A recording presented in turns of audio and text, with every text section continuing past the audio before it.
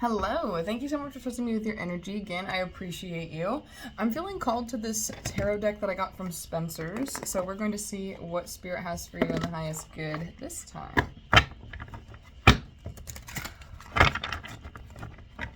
Spirit, what does this beautiful soul need to know in the highest good?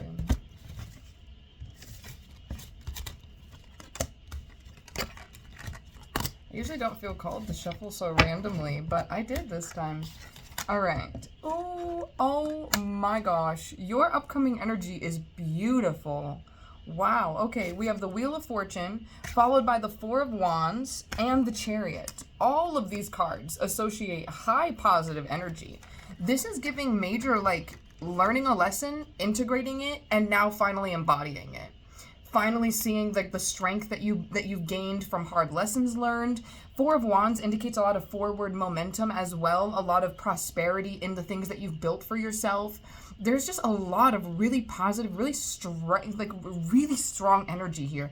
This gives almost someone who is a master alchemist, someone who can very easily transmute their emotions.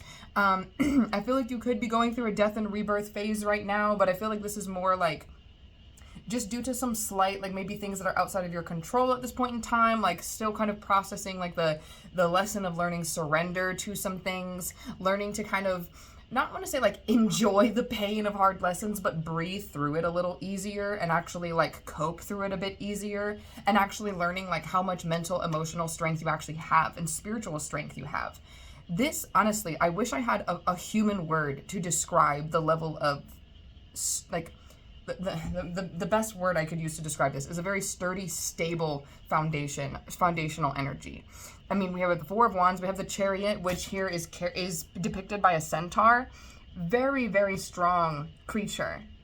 All right, both in the energy and I'm hearing to say the ambition of the man here, the goals that they have for themselves. They have to be very mentally and emotionally strong to reach them as well. But the foundational skills that they bring from the physical work that they put in, whatever that is to reach a particular goal, the discipline you have to set for yourself to consistently show up to reach those goals.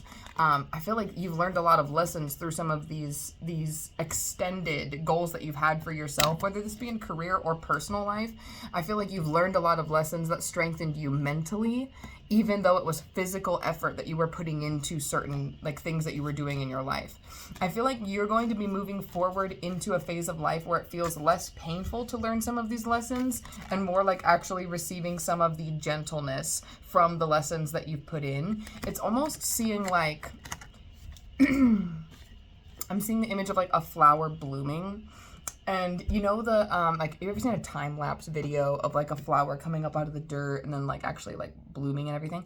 This is kind of what it feels like your journey over the past even maybe few months has been. A lot of the good finally budding out of the dirt, and now you're finally getting to this point where you're ready to actually come out of your shell and actually let the world see this version of yourself that's embodied some of the lessons that you've had to learn over the past couple phases of your life through these lessons that you've been going through. And again, whether this be mental, emotional, physical, spiritual, or a combination of them, this has created such deep spiritual strength. It's created, how do I say this? I'm hearing to say a deeper connection to your own divinity. It's created a deeper knowing within yourself and your worth.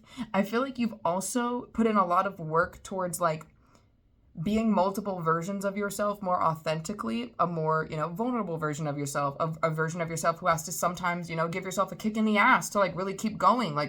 You've been learning how to be multiple versions of yourself in balance, so that way you can get to finally reaping the rewards from putting in the hard work without pushing yourself so hard to the point of burnout, or, being so harsh and critical on yourself because maybe things aren't always perfect.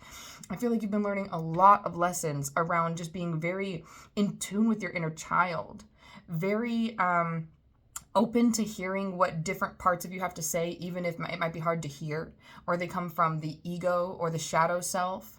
I feel like you're becoming stronger within yourself, physically, mentally, emotionally, spiritually, because you're finally being more honest with you, and it's helping you fall in love with you more, because the more honest you are, the more real you are, the more you have within yourself to experience. Because when we deny ourselves, when we lie about ourselves, whether that be the light or the dark, we are not seeing ourselves as the full spectrum of us that the universe intends us to experience ourselves as, you know? Let's see. Here we have the Hermit, literally, followed by Judgment. Okay, I feel like this is just kind of confirmation of what I was just saying, like the version of yourself that you had to go through being, like the learning the hard lessons, like this was the Judgment card, right? And now you had to go through this version of yourself where you became the Hermit, to where this was you actually doing the self-reflection work. And then this was you actually integrating those lessons and actually like letting them sink into your life and into your knowing, rather than just like, I think I can, I know I can. This was you building a lot of spiritual strength, having faith within yourself to get through this and to be able to sit with yourself in patience and compassion to do the self-reflection work necessary to move forward.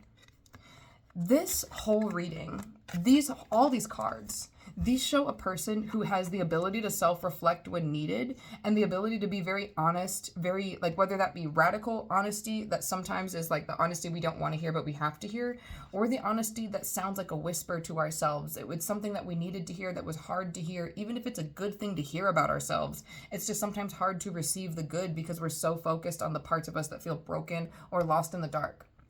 I love you so much. I hope this reading helps. You have a strong spirit team around you, just letting you know. Like, they're really coming forward to tell you right now, you have very level-headed spirit guides around you, both ancestrally and interdimensional spirits who like work with you.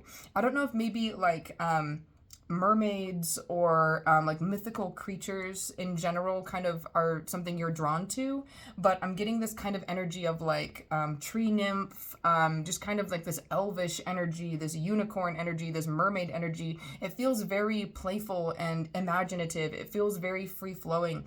If you're maybe a version of yourself who, you know, wants to believe in the magic, the mystical, but maybe you even hide how much you want to or do believe in it, I feel like this is your guides really calling you to be like, no, we're here, we see you. Like, we're just in another realm where you can't see us. So your guides are here, and they are here guiding you and helping to keep you calm and grounded in moments of confusion or chaos.